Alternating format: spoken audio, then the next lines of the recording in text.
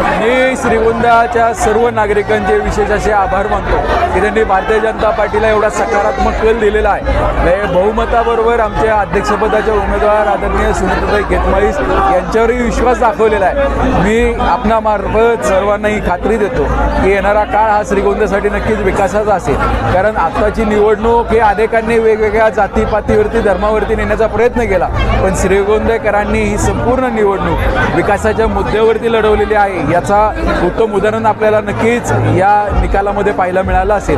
हे निकाल पाहिल्यानंतर एक गोष्ट लक्षात येते की आमचे विरोधक हे सगळे एकच होते। दाखवायला जरी ते वेगवेगळे असतील तरी सुद्धा ते एक होते। मताची तुम्ही ज्यावेळेस बेरीज करा त्यावेळेस सगळ्या गोष्टी समोर येतील। आमचे मतं कशी कमी होते, आमच्या अनेक उमेदवारांचा पराभव कसा होईल या दृष्टिकोनातून काही लोकांना उभं केलं गेलं होतं। आणि तसं पाहिलं तर आमचे जवळजवळ 3 जागा ह्या अवघ्या काही मतांनी गेलेल्या आहेत आणि ज्या टोटल 9 जागा त्या गेल्यात। जर नक्कीच एकाच एक लढत झाली असती तर आमचे 22चे 22 नगरसेवक आणि 23वे नगराध्यक्ष सुद्धा आले असते, याची मला खात्री वाटते। हे मुळात म्हणजे हे खाते उघडण्यासाठी उभेच नव्हते, हे समोरच्या उमेदवाराला मदत करायला उभे होते। हे सर्व प्रक्रियेतनं सिद्ध होतं। हे आधी आमच्यावरती वल्गना केले गेले होते की आमची बी टीम आहे, पण निकाल लागल्यानंतर प्रत्येकाच्या लक्षात आलं असेल की समोरच्यांची बी टीम होती आणि हे ज्यावेळी जनतेच्या लक्षात आलं त्यावेळेस समोरच्या उमेदवाराला 3ही ठिकाणी जनतेने त्याचा सुपडा साफ केलेला आहे, आम्ही नाही जनतेने केलेला आहे। त्यामुळे नक्कीच जनतेचे विशेष आभार मानेल। त्यामुळे मी आपल्यामार्फत एक खात्री देतो की उत्तम असं अनुशासन आणि उत्तम असं शासन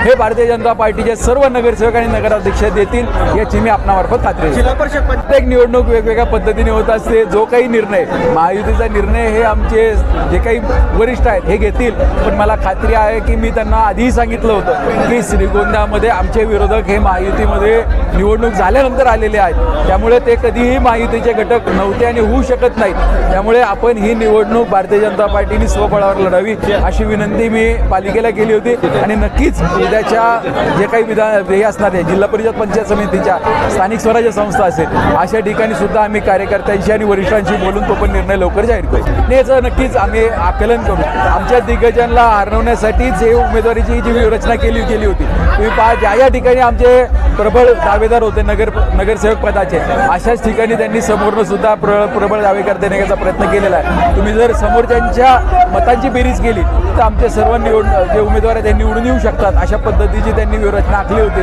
खरं तर त्यांना आम्हाला पूर्णपणे संपवायचं होतं या पालिकेतनं, पण जनता आमच्याबरोबर राहिली, त्यामुळे आम्हाला बहुमतही मिळालं आणि नगराध्यक्ष सुद्धा आमचे निवडून आलेले। सर्वेवरती सगळी सीटं दिली होती आणि सर्वेनुसार तसं पाहिलं तर सुरुवातीला आमची परिस्थिती ही थोडीशी अडचणीची होती, पण जे काही आम्ही समीकरणं असतील मग तो जिओ पॉलिटिकल जो काही ॲनालिसिस असेल हा करण्याबरोबर नुसतं जे परिसराचं राजकारण न करता जे काही सोशल राजकारण आहे ज्याला का तो सोशल पॉलिटिकल बेरीज असतात यासुद्धा आम्ही केलेल्या आहेत। नक्कीच मुस्लिम समाजाने सुद्धा आम्हाला साथ दिली, कारण मला जी काही विधानसभेला पडलेली मतं होती आणि अध्यक्षपदाच्या उमेदवाराला पडलेली मतं होती त्याच्यामध्ये बऱ्यापैकी फरक आपल्याला पाहायला मिळालेला आहे। त्यामुळे नक्कीच ही जी काही आम्ही गणितं आखली होती याला काही प्रमाणात यश आलेलं आहे। सर्वेची किल्ली असती तर हा निकाल पाहायला मिळाला नसता। म्हणजे सर्वसाधारण जागेवरती एक महिला नगराध्यक्ष होती आणि ती ओबीसी महिला नगराध्यक्ष होती, याच्यावरनं आपण सर्वे किती महत्त्वाचा आहे हे नक्कीच याचं उत्तर विरोधकांना मिळालं असेल आणि अजूनही त्यांना शंका वाटत असेल तर त्यांनी सुद्धा सर्वे केला असता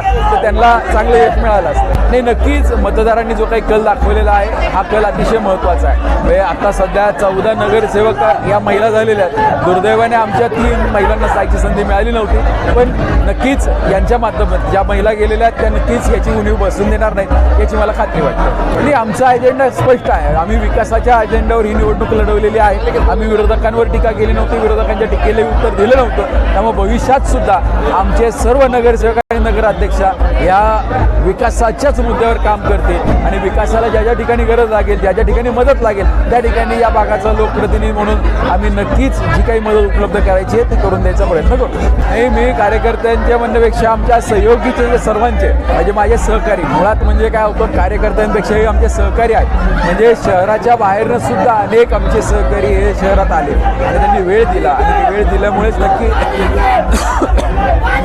त्यामुळेच आम्ही खरं हा विजय प्राप्त करू शकलो होतो आणि हा सगळ्या विजयाचं श्रेय हे नक्कीच जनतेबरोबर आमच्या सर्व सहकाऱ्यांना जातं, कारण प्रत्येकाने ही निवडणूक हातात घेतली होती। प्रत्येक उमेदवार हा मनलावून पडत होता आणि पक्ष म्हणून पक्ष नेतृत्वाने जी काही आम्हाला विश्वास ही जी काही मदत केली ही अतिशय महत्त्वाची असणार आहे आणि भविष्यात सुद्धा नेतृत्वाची आम्हाला मदत लागणार आहे आणि ती मदतीसाठी आम्ही त्यांचे पाठपुरावा करू ही जनतेला मी आपणामार्फत ग्वाही देतो. धन्यवाद. सर्व मतदार बंधू भगिनी मतदान विजय केल्याबद्दल सर्व मतदारांचे आभार मानते. ज्येष्ठ नेते आमदार माझे आमदार मंत्री बबनदादा पाचपुते व श्रीगोंदा तालुक्याचे आमदार विकीदादा पाचपुते, आमच्या मार्गदर्शिका व प्रतिभा आणि सर्व भारतीय जनता पार्टीचे कार्यकर्ते यांनी जो माझ्यावर विश्वास दाखवला या विश्वासाला मी कधी तडा जाऊन देणार होते. सर्वांचे मी आभार मानते. माझे प्रमुख 3 तत्वे असतील प्रामाणिकता, पारदर्शकता व लोकसेवा हेच माझे प्रमुख 3 तत्वे असतील. श्रीगोंदा शहराचा विकास हेच माझे ध्येय असेल. सर्व नगरसेवकांना बरोबर घेऊन शहरातील विकास कामे दादांच्या माध्यमातून मी पूर्ण करीन आणि एवढीच खंत वाटते की माझे पती स्वर्गीय संतोषजी खेतमाईस हा आनंद आज पाहिलं जर असते तर खूप आनंद झाला असता. आज 5 वर्ष मी माझं कुटुंब सांभाळते तसं आज श्रीगोंदा शहर हे कुटुंब समजून मी शहराचा विकास करते.